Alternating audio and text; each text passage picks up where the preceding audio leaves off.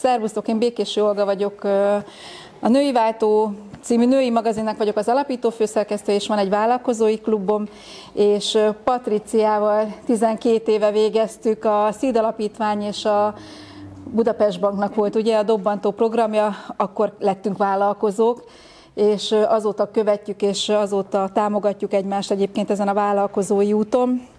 És hát Patricia, mint a rakéta, már akkor is nagyon tudta, hogy mit szeretne. Emlékszem, hogy senkinek nem volt normális üzleti terve, meg ilyenek. Patricia, hát látszik, hogy egyetemen tanított, és ilyen, nem tudom hány oldalas üzleti tervet adtál be. 70 oldalasat, köszönöm. És akkor el is indultunk a 0. pontig, ugye, hogy te egyetemen dolgoztál, mint tanársegéd. Egy sikeres pálya állt előtted tulajdonképpen. Maradhattál volna Kaposvári Egyetemen is, ahol statisztikát tanított, de izgalmas, ugye? Ehelyett azonban váltott, és hogy volt egy pont, ha jól tudom, az az, hogy el kellett adni a lakásotokat a korábbi gazdasági válság kellős közepén. Hogy ment ez? Hát a kezdősztorimat az itt jelenlévőknek a nagy része ismeri, de azért, hogy egy kicsit tényleg legyen egy 0. pontunk, ugye 2011-et írunk, a legnagyobb gazdasági világválság kellős közepén vagyunk, és mindenki sajnálkozik, hogy hát miért most akarjátok eladni a lakást, várjatok vele. Ugye ez volt a felütés, és akkor én ugye köztudottan, legalábbis ebben a körben ugye lakberendező iskolát is végeztem a doktori iskola mellett, amikor is egyébként tanársegéd voltam, statisztika, pénzügyek, befektetések, és a lakberendezést én akkor még nem tudtam, hogy összeházasítottam egyébként az akkor megtalált homestaging témakörével, és gyakorlatilag azonnal azt mondtam, hogy hát itt a megoldás, gazdasági válság van, de hát tudok én valamit tenni azért, hogy eladjam a saját lakásomat a lehető legdrágábban, és hogy a legtöbb pénzt kihozzam belőle, befektessem aztán utána a saját házunk építésébe. De aztán ez nem így történt, mert hogy 48 órán belül elkelt a lakás ugye a meghirdetéstől, és 10 millió forinttal többért, mint ahogy korábban bármilyen ingatlan hasonló adottságokkal, vagy azon a piacon, hát akkoriban nem dívott ez, hogy ennyiért, azt mondták, semennyiért nem fogod tudni eladni, nem hogy ennyiért, de a homestaging bizonyított, és akkor azt mondtam, hogy hát akkor felkészítek egy következőt, vásároltam egy következő lakást, megcsináltam, és ugyanez a forgatókönyv lejátszódott. De mindenki azt mondta, nem, hogy csak szerencséd volt az első lakásnál. Igen, az első. És akkor az megnyomott egy gombot nálad, nem? Megnyomott egy gombot, tehát volt egy bizonyítási vágy is, hogy már pedig ez működik, tényleg csak szerencsém lett volna. És annyira jó díleket láttam az ingatlanpiacon, mikor kerestem azoknak, akik lemaradtak a lakásomról, mert ugye licit helyzet alakult ki, és olyan bűntudatom volt, hogy nem tudtam nekik, tehát hogy nem tudtam 2 embert kielégíteni, hogy azt gondoltam, hogy hát akkor csinálok nektek egy ugyanilyen lakást. Nem mondom. Hát ezt azért a tanítványok közül szerintem sokan megélik. Nem tudom, Ági például, hogy volt-e ilyen élménye, de szerintem igen, hogy olyan rossz, hogy sokaknak tetszett, tehát tényleg egymásnak adták a kilincselt, válság ide vagy oda. És gyakorlatilag akkor elkezdtem nézni nekik lakást, és mondom, hát úristen, hát ez egy kincses bánya. Én tudtam, hogy működik, tudtam, hogy újra el tudom adni a lakást, amiben befektetek, és ugyanaz a forgatókönyv megismétlődött. És akkor már nem mondták azt, hogy szerencsém. Kétszer nem lehet fél éven belül szerencséje, hiszen válság van, senki nem tudja eladni a lakásokat. Akkor van itt valami, és akkor így indult el, még 2013 előtt végül is a vállalkozásom. Azért volt már végül is kész üzleti tervem, mert hogy addigra már ugye majdnem 2 év eltelt, hogy én ezen kattogtam, azért az a jó kis gazdasági beállítódás, azért az már dolgozott.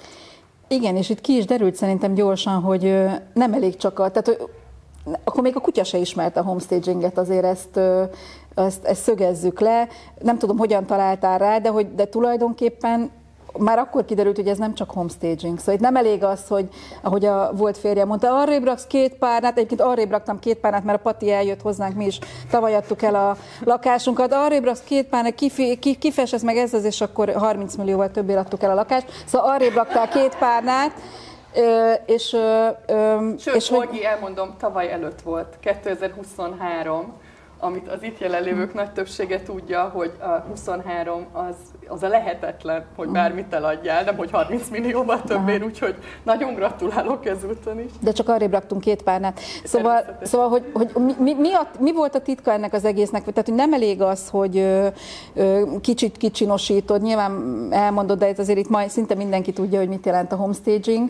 Mindenki tudja, hogy mit jelent a homestaging? Köszönöm, akkor ezt hagyjuk is. De hogy mi az, amit te hozzáraktál? Nyilván szerintem ez a gazdasági közgazdász éned azért kijött belőled. Én akkor még ezt nem tudtam, hogy mit is raktam hozzá, hanem volt egy nézőpontom, egy lakberendező tudás, egy statisztikai tudás, egy gazdaságossági befektetői szemlélet, és ehhez hozzájött egy olyan szemlélet Amerikából, mutassuk meg a legjobb arcát, legyen vonzó az ingatlan, hát ez egy marketing eszköz, természetes, hogyha valamit szépen becsomagolnak, azt jól el lehet adni. Ja, hogy a lakásnál ezt így kell csinálni, ezt vettem hozzá, ezt a plusz tudást Amerikából, ezt a szemléletet, de mivel ezt átszűrtem magamon, nekem ez természetes volt, hogy én piacot elemzek, hogy megnézem a versenytársakat, hogy megnézem, hogy hova pozícionálható az ingatlan, hogyha ezt még belefektetem, akkor magasabbra tudom pozícionálni, nincs olyan a piacon, hogy tudok kitűnni. Tehát mindaz, amiket meghallottam abból, amit a homestaging képvisel egyébként, csak egy sokkal másabb dimenzióban képviseli, azt én átszűrve magamon megszületett az, ami egyébként a könyvben részletesen kifejtésre került most, és ez most született meg ebben a formában bennem is először, hogy le kellett írni, mélyre nyúlva, hogy akkor hogy is van ez az egész bennem, hogy állnak össze ezek a képletek. És ugyan 10 éve, több mint 10 éve kezdtem el az első workshopot, és az összes kérdés, ami jött a hallgatóktól, abból tudtam kiszedni magamból, hogy is csinálom. Mert ez nem volt tudatos, hanem inkább egy ilyen ösztönös, ahogy összeállt bennem ez a kép. És aztán egyre másra mondták, hogy de hát ez más, mint a homestaging, meg ez sokkal több, meg nehéz volt a piacelemzés. Észrevettem, hogy abba jobban bele kell menni, hogy az nem evidens, hogy tehát hogy úgymond a külső tükör volt az, ami miatt rá kellett jönnöm arra, hogy másoknak az egyáltalán nem evidens, ami bennem van. És ugye évek alatt, ugye, ahogy rakódott egymásra, meg ez a 4 szintes oktatási rendszer fölépült, hogy egyre mélyebb, még mit kell ehhez tudni, és így teljesen ez így bennem is kitágult, hogy mi az, amit nem tudtam, hogy ezeket tudom, vagy nem állt így össze, mert nekem ez tök természetes volt. Oké, de miért gondoltad azt, hogy ezt tanítani kell? Hiszen tök jól el lehettél volna, veszel egy lakást, megcsinálod, eladod. Tehát miért akartál tanítani? Hát ugye az én legfőbb személyes hajtóerőm, ez a tudásátadás. Beszélj a többiekhez is, légy, mert így nagyon hozzám beszélsz, és igen. Nem fogják halljátok egyébként? Jó van akkor, köszönöm. Nagyon jó. Igen, elég hallható az orgánumom, pláne akkor, amikor elmegy a hangom, mint ahogy tudjátok néha, amikor így teljesen off a szervezetem, akkor mi betegszik meg hát a hangom, és akkor nem tudok beszélni, de most hallatszik, úgyhogy akkor most ide nektek, de mondtam, hogy akkor ez most egy előadás lesz. Nem, csak hogy mások is. Helyett előadás. Na de hol tartottam? Hogy miért gondoltad azt, hogy ezt tanítani kell?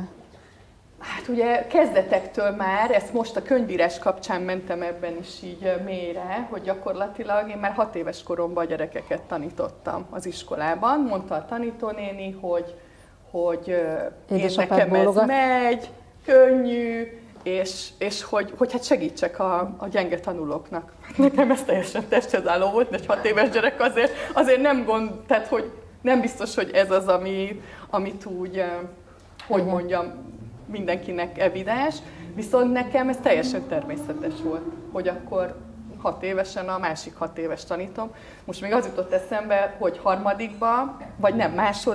harmadikas matek könyvet rendelt nekem a tanár, hogy én a másodikason már túl vagyok, és akkor én tartsak előre, hogy nekem is legyen valami, ne unatkozzak. Úgyhogy hát a matek az nagyon jól ment, meg a számok is, már akkor is. És ez, hogy mások támogatása, másoknak megosztani, tehát van bennem egy olyan fajta élethez való hozzáállás, hogy ha valamit megtanulok, vagy meglátok a világban, talán A legnagyobb erősségem, ha ezt így mondhatom, az az, hogy másoknak ezt az átadni vágyás, hogy belelkesítsem őket. Hogy én tudom, hogy ez egy nagyon jó dolog, hogy ez egy olyan win-win szituációt hoz létre, pont ma volt ugye a díjátadónk, és ott elhangzott ez, hogy az a legjobb érzés, hogy emberek életére hatással lehet az a valaki, aki ezt űzi, aki az egyik díjazott volt, és hogy valami jót hozhat az ő életükbe, és hogy ez az, amihez csatlakozni tudnak azok, akik aztán homestagerekké válnak, vagy ingatlanfejlesztők lesznek, vagy akik csak a saját lakásukat eladják ezzel a módszertannal, vagy ingatlan közvetítők, és meglátják ezt a plusz hozzáadott értéket. Ugye azért is adtam ezt az alcímet a homestaging alá, hogy az értéknövelő lakberendezés titkai, mert hogy itt valódi értéknövelés a cél, hogy hogyan lehet értékesebbé tenni egy lakást. Nem a két párnától lesz, úgy jobban fog kinézni, vonzóbb lesz, jobban ráharapnak, de nem az lesz az, amitől értékesebb egy lakás. Az is megemeli, Amerikában is, meg bárhol a világon megemeli az ingatlanok értékét, hogy vonzóbb csomagolásba kerül. Jó, de akkor mitől lesz értékesebb a lakás? Attól, hogy a vevőknek az igényeire szabjuk, minden helyszínen, itt most az 5.-6. kerület határán, ugye egy nagyon magas minőségi elvárás van az ingatlanokkal szemben. Itt azt az igényt kell betölteni. És mondjuk egy külvárosi ingatlanpiacon pedig teljesen más. Pont ezért is alakult ez a díj, és annyira jó volt ma végignézni, a díjazottak bemutatták a projektjeiket, és hogy mindegyik volt külvárosi lakás, panellakások, illetve olyan, ami teljesen új építésű, és hogy mindenhol ez a fajta szemlélet, ez működik. És bebizonyította, hogy tényleg több ezer ember már bebizonyította, hogy ez Magyarországon, ez a fajta hozzáállás működik, és attól, hogy a vevőigényekre szabjuk, attól, hogy kijavítunk minden hibát, tehát nem csak egy megpimpeljük, lyukas a padló, tegyünk oda egy szőnyeget, ne látszódjon, és akkor egy ilyen optikai tuning, hanem ennél sokkal jóval több, amit hozzáteszünk, átgondoljuk, hogy mire lehet szükség, és egy vevői szemlélet, hogy nem az eladó magából indul ki, hogy hát mit laktunk, így nézzük a tévét, akkor ez mindenkinek jó lesz, és akkor ami körbevesz, és akkor az úgy jó. Hanem az, hogy mit szeretne a vevő látni, mi az, ami számára vonzó lehet. Ezzel kell eltüntetni a csetreszeket, meg a sok könyvet. Mondom, a könyveket ne, de azt is muszáj. Hát azért, mert nagyon zsúfoltá teszi, nagyon sok, és befogadhatatlan egy külső szemlélő, minél kevesebb dolog van, annál jobban tudja magáinak érezni, hogy ő hogyan szeretne élni. Ugye nekik akarunk egy ilyen üres vásznat adni, hogy figyelj, ez neked erre lesz jó. És egyébként pedig az is egy fontos része ennek, hogy minél szélesebb célközönségnek meg tudjuk mutatni, legyen az gyerekes, fiatal, idősebb, egyedülálló pár, attól függően, hogy milyen az ingatlannak az adottsága, minél inkább kinyissuk azt, hogy kinek lehet jó, hogy minél többen beleláthassák magukat. A tehát a mi életterünk az nekünk komfortos, igen. Csak mindenki más, meg másmilyen. Felépítettél ugye, ahogy te is mondtad, egy 4 szintes oktatási rendszert. Ugye puskázok, nem tudom, hányan végeztek róla? Mert szerintem én 160 000, nem tudom. 160 000 végeztek, mindenki nyugodjon 160 000 végezte, ez így jó hangzik, mindenki nem? nyugodjon Látszik, kereskedelmi tévében dolgoztam 20 évig, 160 000 végeztek Patriciánál, szóval... szóval nagyon sokan végeztek, tulajdonképpen... Úristen. Tehát tulajdonképpen a saját, és ezt már sokszor beszéltük, hogy kiképezted a saját konkurenciádat, nem? Hát amennyiben én is homestaging tanácsadó vagyok, akkor igen, de nem vagyok az már több mint 7-8-9 éve. És amúgy is annyira sok ingatlan kell el évente, 150 000 átlagosan évente, és ma még csak 1%-a homestaginget a becsléseim szerint, tehát még mekkora a piac. Tehát gyakorlatilag elkezdesz keresni egy ingatlant, minden 100. aminél valami fellelhető, hogy na itt már volt valami tudatosság az ingatlanadás kapcsán. Tehát ez a piac, hogyha itt most mindenki évente 100 lakást készítene fel, akkor se lenne telített. Tehát miről beszélünk? Tehát nekem az volt a vízióm, hogy elterjedjen ez a szemlélet, és minél több ember tudjon róla, és minél többen lássák ennek az értékét, és nekem a sokkal többet ad ez a fajta világjobbító szándék, hogy mindenkinek legyen jobb élete, mindenkinek legyen jobb lakása, mindenkinek a saját, ugye, akik ezzel foglalkoznak, a saját életük legyen egy sokkal magasabb minőségű, mert hogy azért itt többen beszámolhatnak arról, hogy éppen az előbb kaptam egy köszönetet, hogy köszönöm, hogy megváltoztattad az életemet. Úgyhogy tehát, hogy engem ezt hajt, hogy emberek életéhez ezt tudom hozzátenni. Az, hogy a versenytársam hol, vagy mikor, vagy miért. Tehát föl sem merül ez a fajta attitűd, és ez valószínűleg abból fakad, hogy nekem nincsen egy ilyen szűkösség gondolkodásom, hanem az, hogy a világ jó, a világ szép, mindig mondják, te hol élsz amúgy? Tehát, hogy én egy ilyen kis mikrovilágot építettem magamnak, egy úgynevezett játszóteret, amin játszadozom, és köszönöm szépen, jól el vagyok benne. Szóval kérdezem már meg, hogy hány embernek változott? Tehát, hogy ki van itt, aki úgymond Patriciának elvégezte a képzetést, és azt mondja, hogy megváltoztatta ez az életemet. Új szakmám lett, új... Juliska is. Júli, igen. Nagyon jó, köszönöm. Bár ő ezt kapta az anyatejjel. Igen. Ott volt a doktori védésemen. Már ott a tudomány belefolyt a gyermekbe. És miért kellett ez 4 szintet építeni? Tehát miért nem volt elég, hogy csinálsz egy workshopot, és hogy miért kellett ehhez ennyi minden? Tehát egy csomó modult elkezdtél hozzápakolni.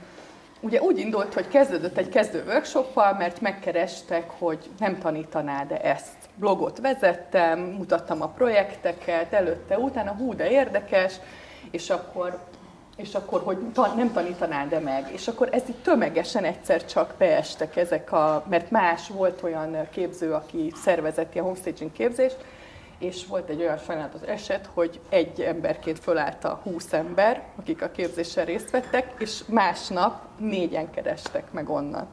Hogy nem tanítanád meg, mert hogy látjuk, hogy te ezzel foglalkozol a valóságban, tehát ott voltak a referenciák, és akkor mondtam, hogy jó, igen, akarom tanítani. Hát ugye a tanítás, az a tudásátadás, az azért ott volt, tehát hogy már nem tanítottam az egyetemen, a gyerekek után már nem mentem vissza, és az volt bennem, hogy én vállalkozást fogok építeni, és az, hogy amit én összegyűjtöttem tudást, az nekem nem maradhat benn. Tehát egyszerűen muszáj megosztanom, nekem attól több lesz, hogy megosztom. Tehát én ezt hiszem, nem az, hogy kevesebb, vagy akkor majd valaki valamit csinál, vagy tehát, hogy nekem nincsen az, hogy mikor először megkérdezte valaki ezt a konkurencia kérdést, nem értettem, hogy mit kérdez. Nem tudtam értelmezni ezt a kérdést, és megtörtént az első workshop, és akkor jött az, hogy jó, hát ez 2 nap volt, de hát még ez a kérdés, azonnal 1 hónapon belül csináltam egy haladó workshopot, és aztán utána jött az, hogy jó, de hát szakmaként szeretnénk ezzel foglalkozni, hogy csináld az ingatlan befektetés, és akkor egyből lett egy akadémia. Ahhoz különböző kiegészítő modulok. Kell értékesítést is tudni, kell befektetési stratégiákat, lakáskeresést, akkor mi volt még az elsőnél, styling mini kurzus, tehát mindegyik, amelyik még úgy, tehát hogy akkor még nem egy folyamat szempontjából, mint ahogy most a könyvben benne vannak így a folyamatok, hogy mit mi után követ. Ma már az alapképzésen is ezzel kezdünk, hogy mindenki akkor átlátja, hogy ja, innentől idáig tart ez az egész folyamat, és tényleg így tudom eladni a lakásomat, ha mindegyik részéről tudok, és kimaxolom. És akkor ebből állt össze, és most arra van úgymond kész, de hát mindig vannak még újabb kérdések, meg ötletek, hogy még mit lehetne, de most egy kicsit, most újra szabtam ezt az egész rendszert egyébként, úgyhogy most van folyamatban teljes átalakítás, most már fél éve. Ne haragudj, de másfél évente vagy évente hallom tőled, most egy picit átalakítom a dolgokat. Jó, hát az újdonságkeresés az... Most tényleg? Most tényleg átalakult, és most egy új éra kezdődött. Így egyébként a könyv megírásával, azzal, hogy ezt az elmúlt több mint 10 évnek a ugye mondjuk februárban volt 10 éve, hogy tanítom, 14 éve, hogy ezzel foglalkozom, és a 10 évnek ez a tudás átadásnak az eszenciáját összegyűjtve, mélyre nyúlva, mi is ez az egész, hogy áll össze, és megszületett bennem az, hogy már amit 7 éve vettünk fel alapképzés, az már nem az, amit most szeretnék az alapokról átadni. Hogy most lett egy új alapképzés, új alapok, és igazából minden évben az akadémia egyre több, ugye, szegények, akik most 2 hete végeztek. Ők egyre, tehát még többet kapnak, igen, de hogy sok is a feladat, mert ugye nem csak az, hogy tehát ez az akadémia, ez már nem az, hogy én átadom a tudást, hanem nekik kell megtanulni, sajátjukkává tenni. Tehát én azt gondolom, hogy már olyan magas szintre fejlesztettem, én ebbe élem ki magam, hogy lehet még jobban átadni. Szoktam mondani, hogyha egy intravénáson így be lehetne mindenkinek kötni, nekem az egyszerűbb lenne, mint hogy ilyen mindenféle tanításmódszertanokat kell kidolgoznom, hogy lehet, hogy mindenki saját magára szabja ezt az egész tudásanyagot, mert én azt gondolom, hogy itt, akik itt ültök és megváltozott az életnek, azok mind elmondhatják, hogy ők magukat találták meg ebben az egészben. És valaki az üzlet felől közelít, valaki a szépészet felől, dekorálás, design, styling, valaki pedig az, hogy hogyan lehet a befektetéseket legjobban optimalizálni, hogyan lehet legrövidebb idő alatt a legmagasabb hozamot, szóval, hogy itt azért elég sok játéktér van, hogy mindenki, akinek egy kicsit is bármelyik része tetszik, vagy önazonosnak érzi, az megtalálja ebbe magát.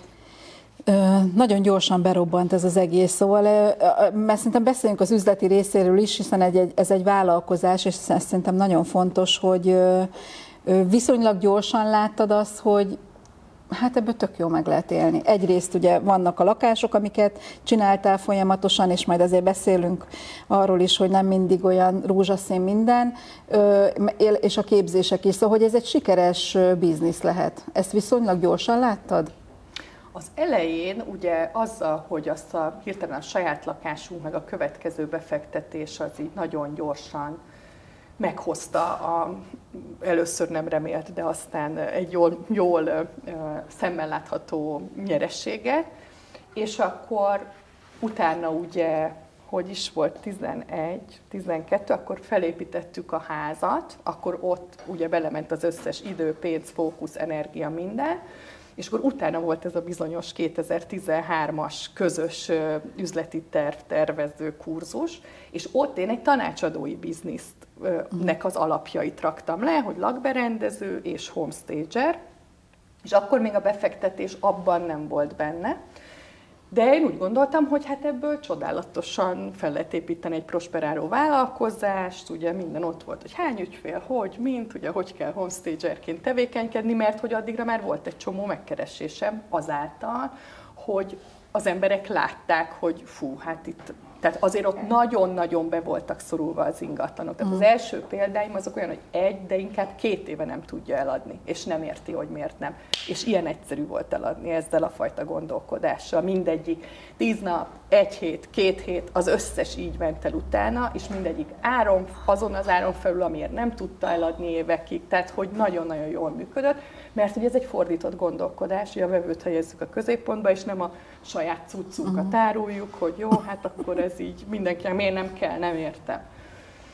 És segítettem megértetni. És aztán ez a tanácsadói biznisz, most próbálok így visszaemlékezni, aztán 14-ben elkezdtem járni üzleti reggelire, és ott nagyon hamar rávilágítottak arra, akkor már abszolút az volt, hogy lakásokat is veszek, akkor még nem voltak a képzések, 15-től lettek a képzések, és hogy lakásokat, igen, akkor arra fordítom a fókuszt, és nekem egyből ott voltak a képzések, és a tanácsadás az meg már ott az én fókuszomból kikerült, mert azt gondoltam, hogy ezt a kettőt így együtt viszem, sőt, ott egy üzleti tanácsadó akkor azt mondta, hogy de jó, végre valakinek egy olyan jó bizniszmodellje van, hogy megcsinál egy lakást, 10 milliót keres vele, és havonta egyet ki tud pörgetni. Hát a 120 millió forint, és akkor én meg belegondoltam, úristen, annyi lakás, azt mind lemenedzselni, és akkor mondtam neki a legközelebbi találkozón, hogy nem lehetne csak évi 6. És utána már hazajöttem, nekem elég évi 2, és mit csináljak azzal a 120 millióval? És akkor így nem voltam motivált. Ugye, akit a pénz nem motivál ilyen szinten, tehát én sokkal inkább játszani akartam, meg örülni ennek az alkotási folyamatnak, meg jót hozni azoknak az életébe, csak aztán rájöttem, hogy ott az volt a mondás, hogy neked ezt kell, azt mondta az üzleti tanácsadó, hogy neked ezt kell csinálnod ahhoz, hogy utána csinálhass azt, amit szeretsz. És én ezt akkor elhittem, hogy hát akkor lakásokat kell csinálnom, és akkor fú, jó, hát végül is tudom, meg jó, hát oké, jó a matek, rendben van, de hogy én igazából tanítani akarok. És akkor nem kellett hozzá sok, hogy én rájöttem, hogy nekem nem kell csinálnom lakásokat, hanem én fel tudok építeni egy ilyen oktatási rendszert, amiben azt élem, ami vagyok, és én abból meg tudok élni, és egyébként, ha meg úgy van, akkor csinálok lakásokat mellette. És az a kettő, ez folyamatosan így ment, kisebb-nagyobb fókuszváltásokkal, de teljesen organikusan alakult, hogy lakásbefektetés is, meg a tanítás is, de valójában az inkább már tényleg ilyen kedvtelés, hogy akkor, meg az, hogy mindig más befektetési stratégiát találtam ki, hogy most a legutóbbi években például elmentem Kecskemétre random kb. Tehát, hogy tényleg, és ott új építésű lakásokat vettem. És akkor abba, hogy ott a homestaginget megmutassuk, hogy ott nem felújítani kell, meg nem az, hogy egy teljesen lepukkant lakásból jót csinálni, hanem hogy mit ad hozzá az, hogy átgondolt, célcsoportra szabott, vevőket középpontba helyező, a vevőigényeket pontosan ismerő és kiszolgáló prémium ingatlant rakunk a piacra, és hogy ott mi akkor annak a fogadtatását, meg az, hogy úttörőnek lenni. Ugye, hogy ott csak így néztek, hogy ez mi. Tehát, hogy ott azért fél év volt, mire fölfogták, hogy ja, ilyen is létezik, tehát, hogy ebből lehet választani. Úgyhogy, de aztán 5 lakással azt ott 1-2 éves periódus alatt lefuttattam. Úgyhogy én ezzel így tényleg így játszadozom, hogy még jobban megmutassam azt, hogy ez hogy működik, mert a legtöbb befektető fejében az van, hogy lepukkant lakás, felújítom, és úgy hagyja, tehát csak fel van újítva, siktes zsák ott van, de hát már kész, hát vak is látja, hogy új. Csak hát nem így van. Úgyhogy ebben is, tehát én a lakásokat is az oktatásra használom, hogy megmutassam azt, és megint csak a díjat tudom hozni, ami ugye mai napi élmény, hogy hányan alkalmazzák ezt, és tényleg a lepukkantól az új, tehát mindenféle verzió, és hogy mennyire jól alkalmazható minden ingatlanra, és mindegyikből ki lehet hozni a 40%-ot, meg a 100%-ot, meg éves hozamba, azt mondtam, a befektetői kategóriában ma, hogy az első 3-ba nem lehetett 100%-os hozam alatt bekerülni. Oké? Nem én csináltam, a tanítványok csinálták ezt meg. Tehát most kire ez a hideg, úgyhogy igen, tehát hogy ez ilyen szinten működik, hogy ezt ennyire magas szinten lehet művelni. Azt hiszem, én vagyok az egyetlen barátnőd, aki igen.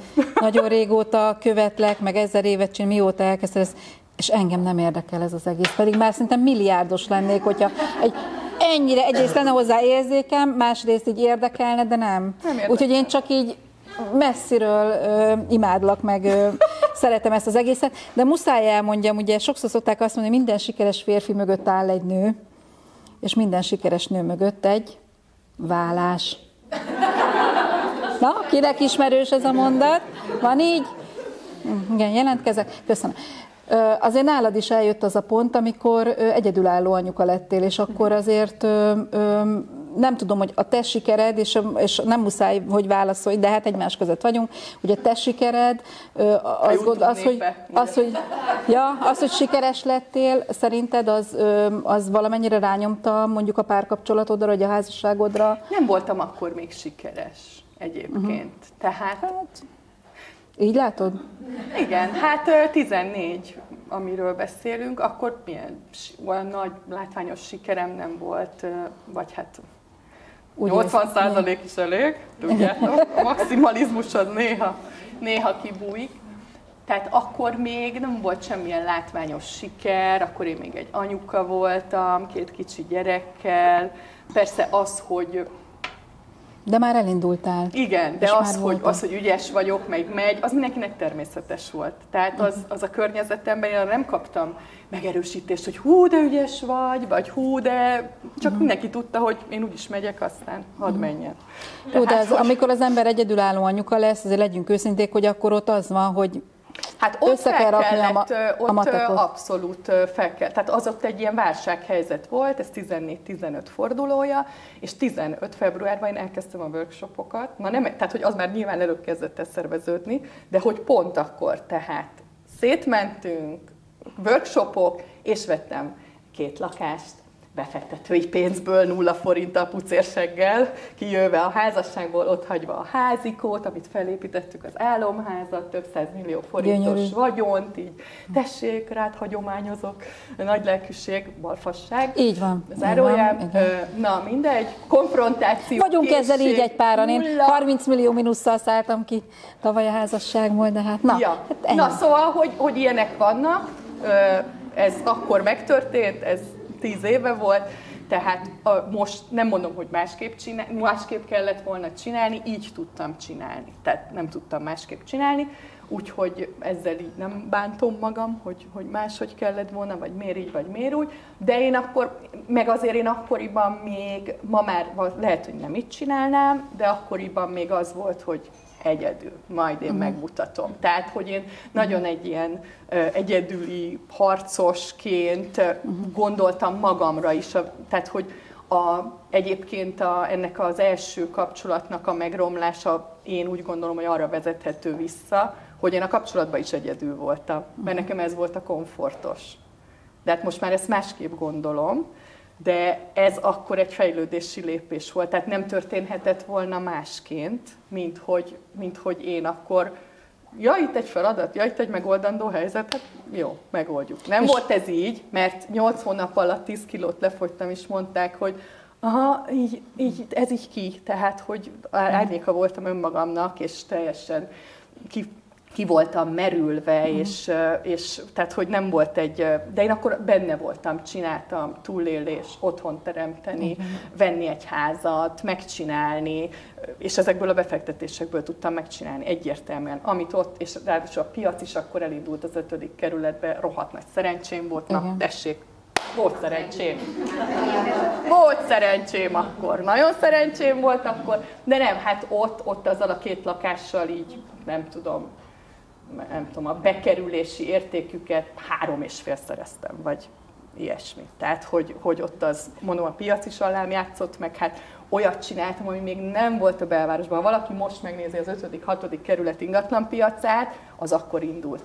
Nem volt olyan lakás, amit én a piacra raktam. Most nem mondom, hogy az összes lakás az miattam van, természetesen 5. kerületben csak azért vannak szép lakások, mert én betettem a lábamat, de akkoriban még ez nem volt. És én felismerve mindenki előtt szinte azt a piaci igényt, hogy akkora igény van a minőségi lakásokra, külföldiek, és úgy elindult utána a piac, hogy azt ott nagyon szerencsésen elkaptam. De valahogy van egy ilyen radar, ami mindig így kint van, és tudom, hogy hova kell menni, és hogy hol van olyan befektetési lehetőség, látok a számok között. Ez olyan, tudjátok, mint a Matrix, és akkor én így futnak a számok. Na, ezt nem tudom megtanítani, ezt kéne így intravénásan mindenkinek átadni, de azt nem tudom. Tehát, hogy vannak olyan egyedi adottságok, mert azért az nagyon kevés emberben van benn, úgy így most már látva az elmúlt 10 év oktatását, hogy ez a szépészet is, meg ez a számoknak a buzizása. Tehát, hogy így nagyon, nagyon erősen ez a kettő. Nekem nem tudok választani, nem is akarok választani, mindegyik nagyon erős. Pont, hogy beszélsz így a képzésről, meg a többiekről, hogy nagyon erős közösséget építettél magad köré, és hogy látszik, hogy itt mindenki, tehát hogy eszméletlen, amikor mondod, meg 1-2 inspirációs esten azért korábban voltam, hogy itt mindenki ugye karrierváltó, építész, vagy mit tudom, volt már orvos, jogász. Jogász, igen. Mit látnak a többiek? Közgazdász a legtöbb egyébként. Most, az utóbbi időszakban közgazdászok a legtöbben, akik jönnek. Milyen sorsok vannak itt? Mert azért te sok-sok sorsot ismersz szerintem. Igen. Miért lesznek az emberek? Csak a pénz? Mivel én a pénzt nem annyira kommunikálom, Ezért nem olyanok jönnek. Biztos, hogy ha azt mondanám, hogy ilyen hozzam, ennyi millió, akkor olyanok rezonálnának velem. De inkább olyanok, akik játszani akarják az életet, akik már multiból kiégve 20 év után, bocsánat, tele van mindennel. Hát vagy értéket szeretnének jobban. És értéket szeretnének teremteni, szeretnék azt a komplexitást, használni akarom a megszerzett eddigi tapasztalatomat, tudásomat, projektmenedzsment, pénzügyi számítások, tehát azért ez a közgazdász vonal nagyon erős, meg tényleg nálam az, hogy ez a szépészet a nőknek azért, Olgit kivéve, belülről vágyként megjelenik, hogy szeretnék szebbé tenni a saját környezetüket. Én is szeretem. De hogy mit ezen agyalnak, igen. Nem tudom én. Igen. De gyakorlatilag azért az beszűkíti a lehetőségeket, hogy 4% aki lát a térben. Igen. Ja, tehát aki nem lát, annak nincs ilyen nőnükéje, hogy ő ehhez vonzódjon. Aha. Tehát azért az egy nagy szűrő végül is, hogy az az alap, hogy az kell, hogy legyen. És van olyan, aki annyira nem lát a térben, de mégis megérinti, és akkor mondjuk neki az az erőssége, hogy nagyon jól tudja kiszámolni, hogy mit éri meg rákapni egy ingatlanra. És akkor összeállnak párok, és akkor úgy csinálják, és akkor ez a te erősséged, ez az enyém, és akkor így tudják kibontakoztatni a saját életüket, és így találják meg saját magukat. Úgyhogy nagyon sok ilyen multis váltó van, aztán olyanok, akik a kisgyerek mellől keresik önmagukat, vállalkozást akarnak építeni. És bocsánat, és így kimondtad szerintem egy nagyon fontos szót, hogy te tulajdonképpen nagyon komoly vállalkozási ismereteket adsz át. Tehát, hogy ez már rég nem csak a homestagingről szól, hanem arról emlékszem, amikor is most itt bólogattok, hogy amikor valaki jelentkezik, így átküldted nekem a lapokat, hogy így miket kérdezel tőlük meg, hogy itt az egész ez egy komoly vállalkozásfejlesztő, vagy ezt muszáj szerintem kimondani. Hát csak úgy lehet ebből szerintem előrébb jutni, hogyha ez a gondolkodásmód van. De én ezt nem tudom így kivenni magamból, hogy akkor homestaginget tanulunk, kész. Mert nem működik ez így belőlem fakad, hogy vállalkozási szemlélet, akár ez az értéknövelési szemlélet, végül is minden vállalkozás nem valami értéket akar adni a világnak, annak a hozadéka a pénz, amit kap a szolgálataiért. Tehát, vagy hát én legalábbis így vagyok összerakva, hogy máshogy lehetne vállalkozni, mint hogy valaki másnak értéket teremtek. És ennek az eredménye az, hogy végül is ott van az a ellenérték, amit az értékért kapok. És hogy ne csak a csillámpóni csodálatokról beszéljünk, meg a nagy sikerekről, azért voltak neked is bukásaid, és volt olyan, hogy valaki átvert. Ezeket hogyan? De szerintem egy kicsit beszéljünk erről is, mert ez is fontos. Nehéz. Én nagyon sokáig csak sikereket éltem meg, azt azért ki lehet mondani. Az első kudarcom ilyen 21-22 évesen volt, nem értettem, hogy ez mi.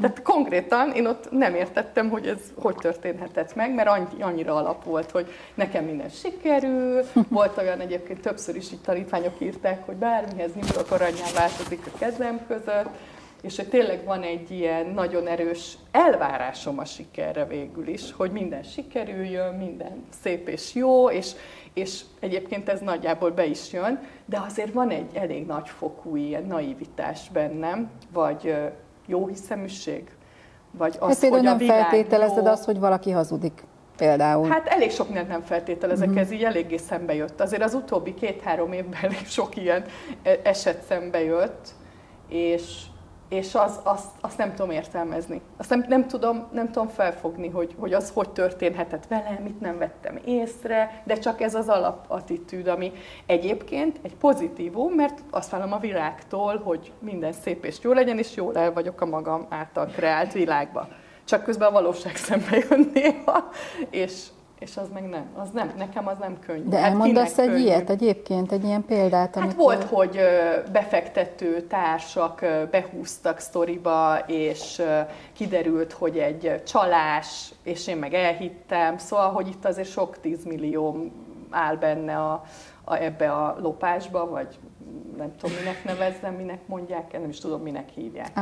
Átverés, igen. Aztán volt, a könyv kapcsán sem volt minden nagyon könnyed és rózsás. Itt azért az utóbbi 2 hónapban, ha ezt elmesélhetem, de lehet, hogy még most nem érzem, hogy elbőgöm magam, de ezt ma már egyszer elmeséltem valakinek, aki itt van most, és tegnap, ahogy megjött a könyv, sokan láttátok, ahogy örültem a Facebookon, mert ezt most így mondtátok, hogy mennyire örültem, utána így leültünk Judittal, és ugye a kolléganőmmel, és mondtam, hogy fú, hát ez egy nehéz szülés volt, és hogy tényleg akkor ott, abban a pillanatban azt éreztem, és már közben is, ahogy voltak ezek a nehézségek, és ez egy ilyen nagyon vajudósra sikerült, a vége nem a megírása, hanem utána létrejötte, hogy ez fizikai formában létrejöjjön, és az ilyen nagy vajudás volt. És így tegnap azt éltem újra, és most, hogy és aki anyuka lehet, hogy ugyanígy érzi most magát, hogy az, hogy ez így megszületett, és ott van a kezemben, ugyanaz az élmény volt, mint amikor a gyerekeimet tartottam, amikor kibújtak, hogy az a nagy fájdalom, feszültség, vajudás, minden szar, és akkor egyszer csak ott van, és így minden nem sírtad el magad? Hát nem tudom, Judit, hol vagy? Sírtam? Nem. Inkább örültem nagyon, de hogy akkor ott, mikor ezt így mondtam, de hogy ma elmeséltem, úgy elbögtük magunkat, de hogy tényleg az volt, ugyanaz volt az érzés. Most ezt így nem tudom felidézni, meg lehet, hogy elmesélni se tudtam jól, de tényleg ez volt az élményem, hogy ez most így, hogy a vajudás az olyan, aki tudja, azt tudja, és akkor egyszer csak ott van, és akkor már minden mindegy. Akkor már nem számít, hogy mennyire fájt, hogy mennyire volt rossz, hogy mennyit kellett szenvedni, ott a produktum, és valakinek azt mondtam, hogy és ha 3 feje van, akkor is jó. Tehát, hogy ha nem tökéletes, ugye 80% is elég, mindenki mondta, hogy nem baj, nem lesz tökéletes a könyv. Aha, a könyv. Neked, na hagyjuk, jó? Szóval, hogy na, azért mindennek a határa. Igen. Tehát, hogy a könyv azért annak olyannak kell lenni, ott nincs 80%, ott 2000%-nak kell lenni. Te minden évben elvonulsz napokat, amit nagyon irigylek, de nem azért, hogy jól érezze magát, azt mindenki tud, hanem olyankor dolgozik, és tele van minden papírral, és mit tudom én, és nagyon sokszor volt ez, hogy írsz egy könyvet, hogy majd írsz könyvet, és hogy már el is kezdted. Az a könyv, amit most... Nem. És igazából ennek az ötlete hogy jött? 16-ban volt a blogomon először, hogy és készül a homestaging, nagy homestaging könyv. Ezt múltkor találkoztam a blogbejegyzésen. Hát mondom. Hosszú szülés, hosszú terhesség. Hosszú volt a terhesség, és 21-ben, miután 10 éves jubileuma volt, hogy a homestaginggel foglalkozom, jó ötletnek tűnt, hogy akkor koronázzuk meg a könyvvel, és aztán akkor nekiálltam, összeraktam a struktúrát, és ott az megállt, nem tudom már miért. Azért ezt, hogy egy könyv létrejöjjön, most így utólag tudom, hogy miért halogattam, mert hogy ahhoz az kéne, hogy semmilyen képzést nem tartok, semmit nem vállalok, sehol nem vagyok, hanem a könyv. És az egyedüli könyv. És nekem egy ilyen hosszú távú vízióm, hogy én író leszek, és csak néha elmegyek előadni valahová. Úgyhogy ezt csak úgy mondom, hogy akkor egyszer csak nem lesznek képzések. Tehát most belengedtem azt, hogy utolsó akadémia indul szeptembertől, mert utána szeretném azt kipróbálni, hogy milyen, hogyha nincsen képzés. Mert hogy amikor 2021-ben szétszedtem, hogy akkor mi van ennek a tematikájában, akkor azon kívül van még 4 könyv, amit meg kéne írni. És hát 464 oldal ül. Ezt sejtettük, hogy nem egy kis füzetke lesz. Igen, és hát akkor azt még szorozzuk be 4-jel. Oké, és mi van ebben a könyvben? Ebben a könyvben az alapok vannak. Úgy indultunk, hogy ezek az alapok, ilyen kis picike alapocskák, és ezt úgy terveztem, hogy ennek az lesz a címe, hogy MSP Homestaging Biblia, hogy tényleg egy ilyen eszenciális alapmű, de aztán ez lett a címe, hogy homestaging, és ez tényleg csak arról szól, ami ez az úgynevezett értéknövelési szemlélet a homestaging alapokon, és hogy az MSP homestaging az micsoda ehhez képest, hogy itt van ez a stratégiaalkotás, hogy piacelemzésen alapul, hogy maximális megtérülés, tehát hogy ez hogyan áll össze egy egészé, és hát most itt ebbe a szűk körbe elmondom, hogy mi a többi könyv, mert a könyvben azt tanácsolták, hogy ne legyen benne elköteleződés, hogy milyen könyveket akarok még írni, de most itt akkor elmondom, hogy ugye az ingatlan befektetési stratégiákról, arról mindenképpen szeretném, hogy akkor az a sokféle ingatlan befektetési stratégia az könyvben is megjelenjen, aztán ingatlan értékesítés és marketing, ami ebben benne van egyébként egy, hát nem tudom, 50-100 oldalon, de azért ez csak így szőrmentén, így is van benne, hogy úgy valami azért legyen arról is, mert úgy áll össze az egész folyamat. És aztán van még egy vállalkozásépítőkönyv, nagy meglepetés. Na, az érdekel. Hogy hogyan építs vállalkozást, és az nem tudom, hogy homestaging vállalkozás, vagy általánosan vállalkozás. Igen.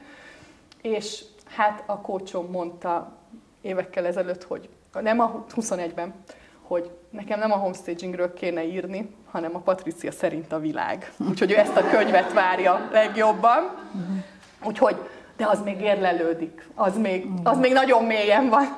Azt még így kirakni mindent, megmutatni. Egyébként az volt a legnehezebb ebbe is, hogy aki majd elolvassa, és remélem, hogy tudtok hozzá kapcsolódni, mert az első 100-150 oldal az így a kezdő sztori.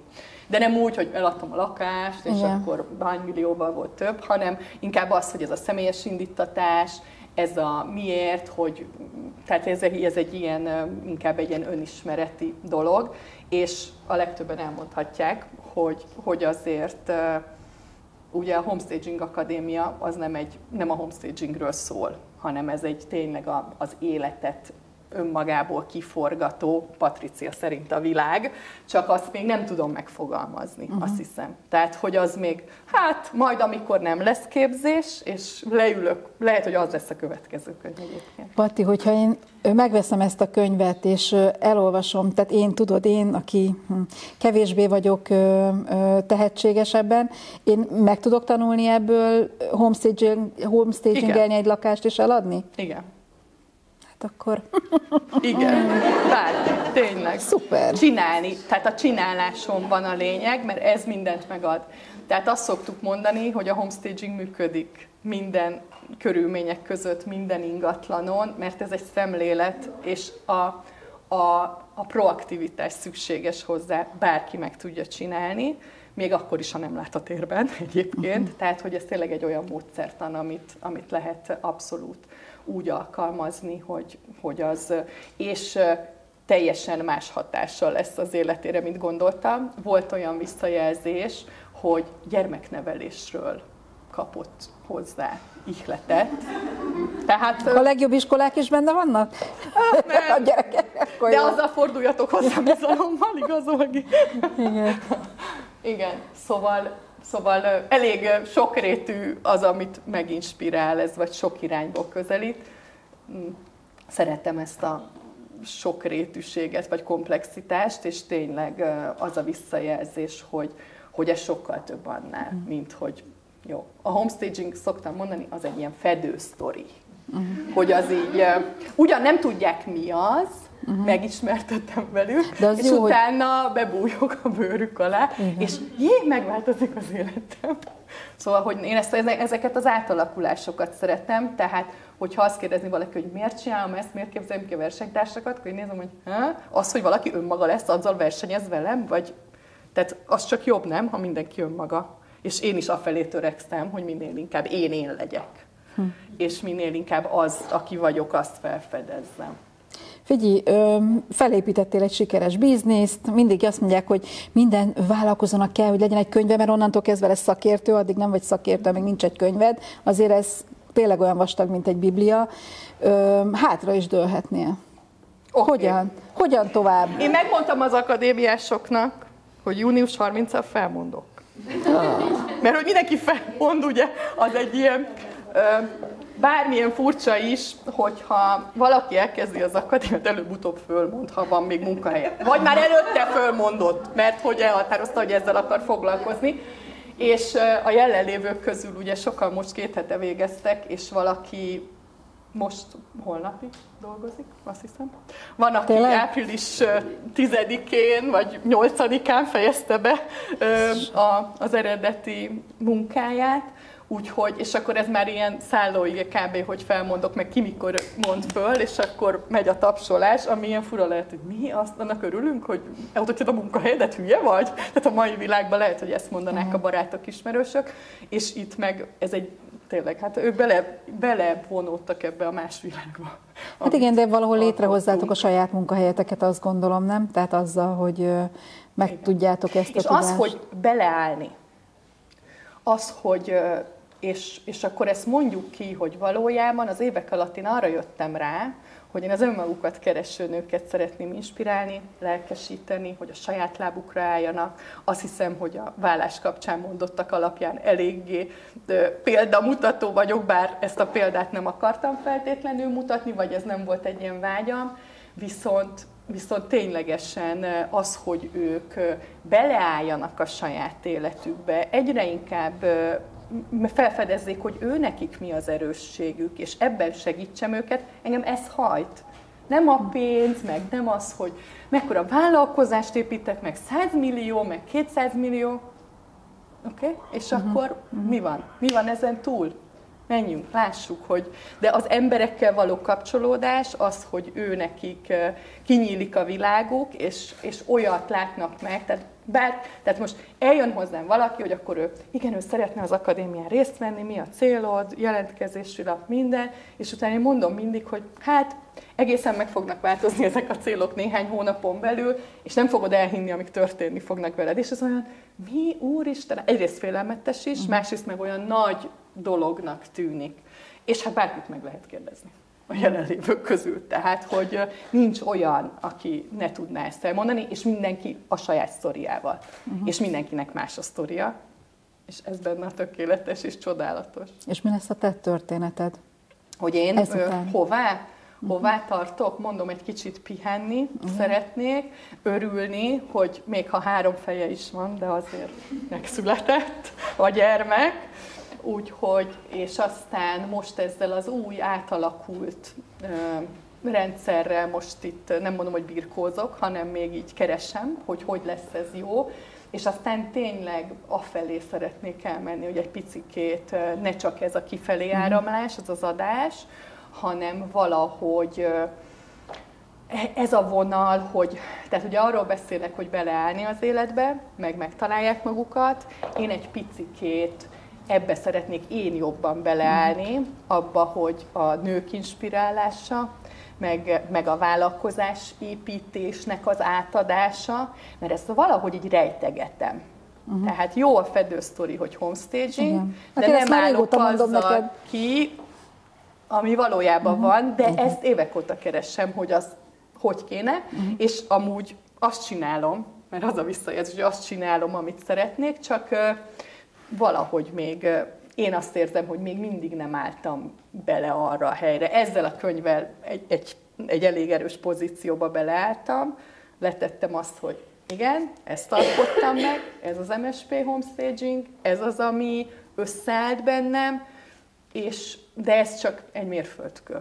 Nem egy rész lezárása, de innen ez tényleg, minthogyha az első szint lenne. És hát akkor mondjuk a többi könyv, és azoknak a mélységeit feltárni, hogy akkor mi van még, csak ahhoz idő kell. Mármint, hogy ne csak kifelé legyek, meg ne csak adjak, meg a tanítás, az átadás, hanem befelé is többet. Több időt, ennél is többet. Na, én ezt kívánom neked, egyrészt az, hogy fogjon el az összes könyv, és kelljen jó sokat utána nyomni, igen, és időt. Adjál magadnak időt. Köszönöm szépen. Köszönöm.